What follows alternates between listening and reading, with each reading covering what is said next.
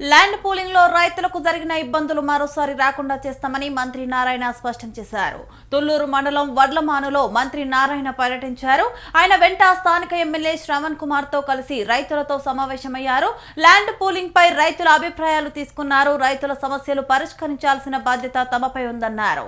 రైతులు అడిగిన కొన్ని అంశాలను సీఎంతో చర్చించి నిర్ణయం తీసుకుంటామని వెల్లడించారు. 29 గ్రామాల్లో జరిగే అభివృద్ధి పనులతో పాటు వడ్డమానులో సైతం మౌలిక వసతులు కల్పిస్తామన్నారు మంత్రి నారాయణ.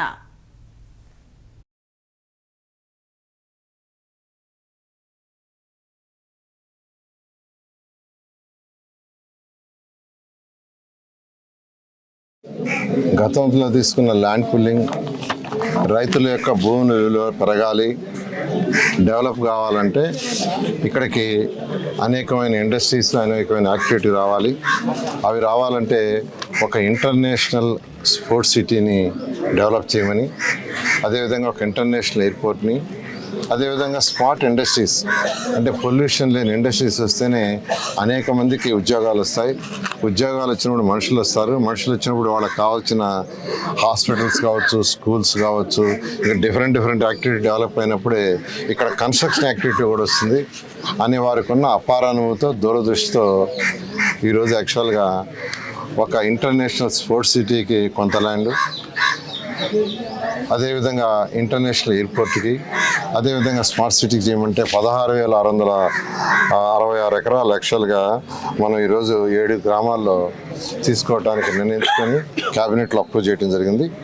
దానికి గాను ఈరోజు తుళ్లూరు మండలం తీసుకుంటే వడ్డమాను గ్రామానికి నేను శాసనసభ్యుడు రావటం జరిగింది. శ్రావణ్ గారు రైతు సోదరులతో కూర్చొని డిస్కస్ చేశాం. ఎందుకంటే 2014-19లో కూడా ఆ రోజు రైతు సోదరులతో కూర్చొని డిస్కస్ చేసి పాలసీలు కూడా వాళ్ళందరి యొక్క ఆమోదంతో చేసినవి. అదేవిధంగా ఇక్కడ కూడా ఒకసారి వచ్చి కూర్చొని డిస్కస్ చేస్తామనే ఉద్దేశంతో ఈరోజు వచ్చి డిస్కస్ చేసాం. వాళ్ళు అనేక విషయాలను తెలిపారు.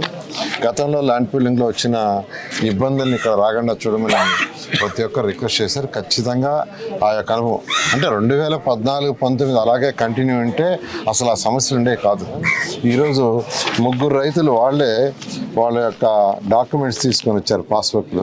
సార్ మేము ఈరోజు మేము ల్యాండ్ ఇస్తాం తీసుకోండి అని.